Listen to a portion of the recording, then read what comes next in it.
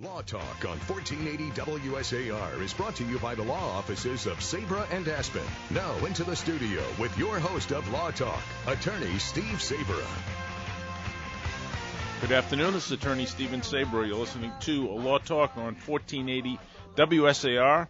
We do this show every Tuesday from 1 to 2 p.m. It's your opportunity to call in with any law-related questions.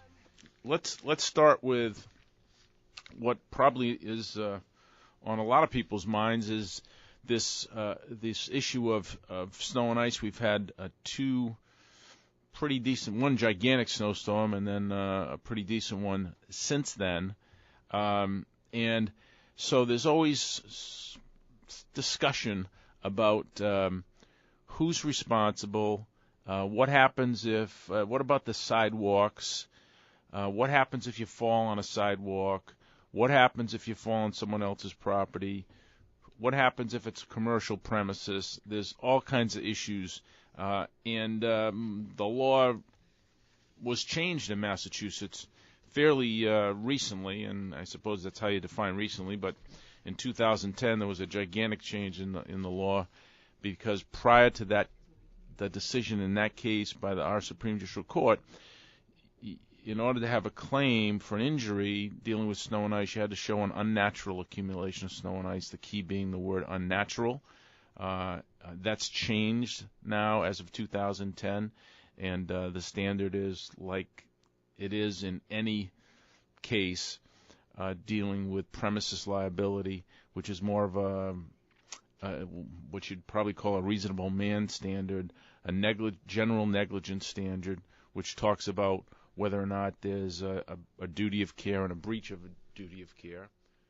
Let's start with and continue with the snow and ice discussion, because there's a lot of maybe miscommunication, or that's not really the right word, but there's a lot of discussion about responsibility and what you should do, etc. So the easy part is, if you're the owner of property, then you would have the obligation to keep your property in a safe manner for people that come on your property, whether they're invitees, meaning postal workers, FedEx, UPS, people making deliveries, or people that are invited on the property by you, friends, relatives, neighbors, that type of thing. So that's the easy part. So if you own a single-family home, for example, well, your responsibility is to take care of your property, whether it be the sidewalks, the stairs, etc.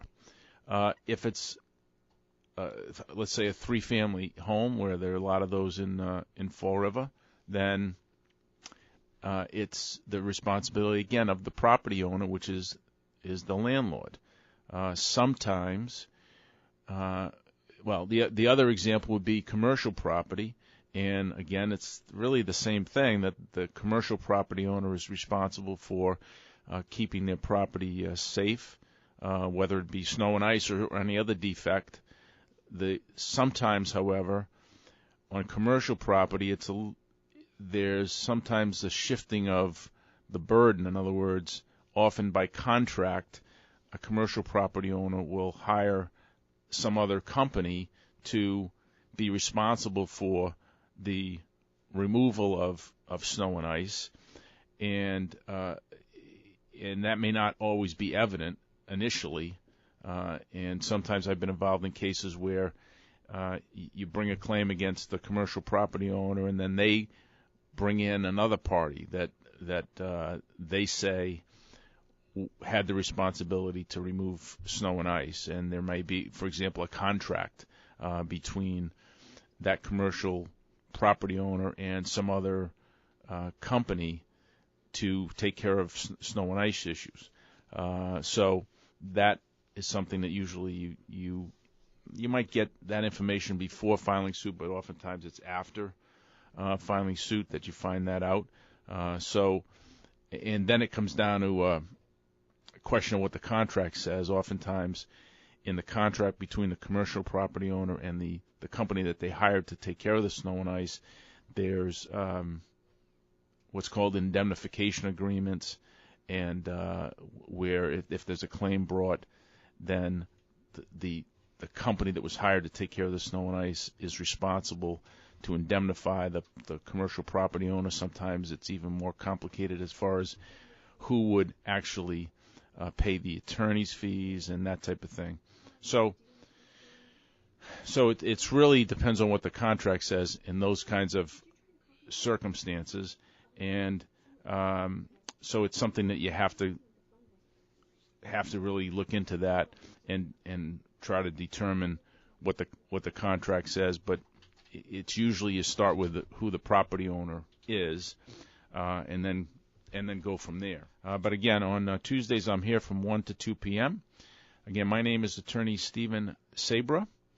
You've been listening to Law Talk on 1480 WSAR.